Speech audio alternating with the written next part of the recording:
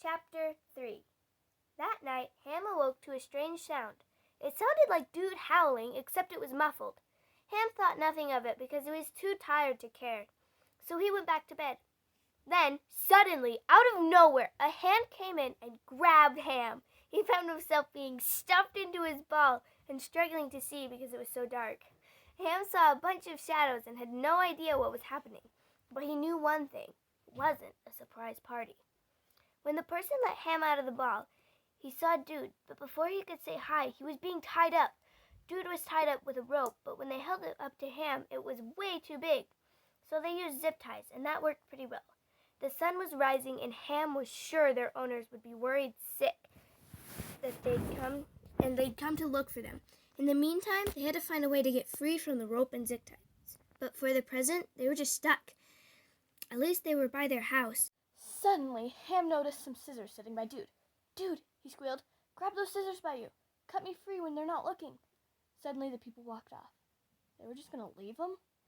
If they were, then they'd have time to grab the scissors and cut them free. After they'd left, Dude grabbed the scissors and cut him free, with much difficulty, because 1, he's a dog, and 2, he's tied up. So Ham lost some fur, but never got hurt physically, just emotionally. Ham tried to chew through the ropes, but they were too strong. Ham took the scissors, and with a lot of difficulty, he cut the ropes. Dude was free. There was a little red on the ground, blood, but it was fine. They went back to their cages and went to sleep. Ham fell right asleep, but Dude was still pretty shaken up. He wanted to know if the people who were they, and why did they kidnap them? Pet-napped them. Most of all, he wanted to know if they would come back. He also couldn't sleep because the cut Ham had made in his leg was throbbing, and it was much bigger than he had thought. Finally, he dozed off into a light sleep. That morning, the owners seemed stressed. Maybe because Dude had blood on his bed? Or maybe something else.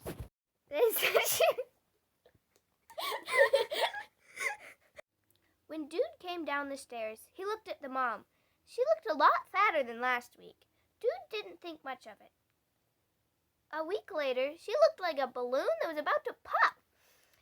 And she was always throwing up in the morning. All she wanted to eat was pickles and Vegemite. Her mood kept changing also.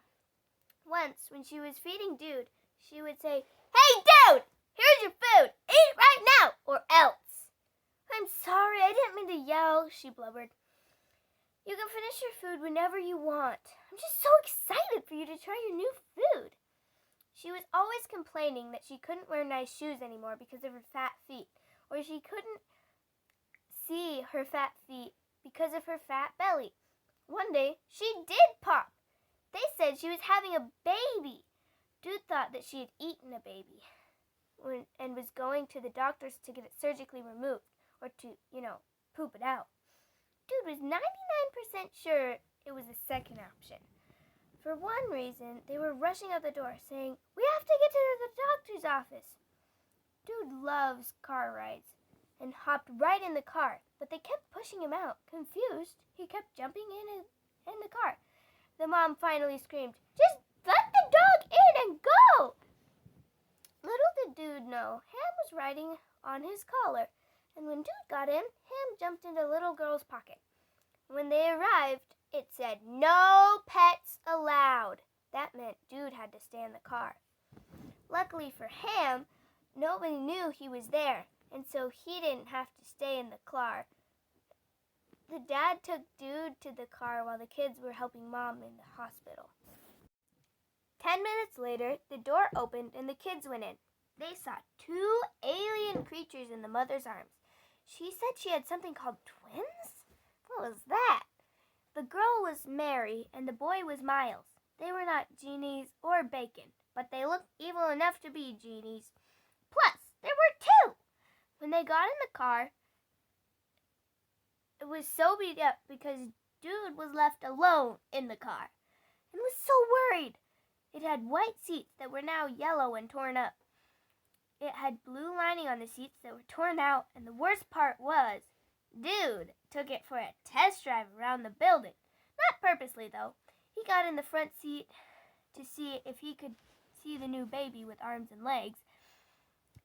When the water bottle fell on the gas pedal and the car started to move. Jude was nervous and excited. He put his paws on the wheel and started to drive. He hit a bump, and the sunglasses compartment at the top of the car broke, and the sunglasses fell on his face. Then the little thing that was holding up the sunglasses fell on the radio, and the song Shotgun by George Ezra started playing. Dude loved that song. I'll be riding shotgun Underneath the hot sun, feeling like I'm someone. we got two in the front. Hey, two in the back. Hey! By then, he had drawn some attention. The person next to him was looking at him weird because, 1, he was a dog driving a car wearing sunglasses. 2, all the guy heard was howling to the beat of Shotgun. So he recorded it, then posted it on Facebook, Twitter, Snapchat, TikTok, YouTube, and Instagram. Because how often do you see a dog wearing sunglasses driving a car, listening to Shotgun, and howling to the beat? He was even on tune. When they got home, they saw a bunch of memes and texts about some dog wearing sunglasses, listening to Shotgun, howling to the beat, and not even missing a tune. I mean, that's pretty cool. When the dad saw this, he looked at Dude, still wearing sunglasses, and back at the meme. Dude! He cried. So, first you wreck the car, then drive it around town, then become a viral meme. I don't know whether I'm mad or proud. Meanwhile, Ham was in his cage, and he was contemplating something he saw in the hospital. He saw a person that looked mildly familiar. Maybe it was his breeder, or Ham was just hallucinating.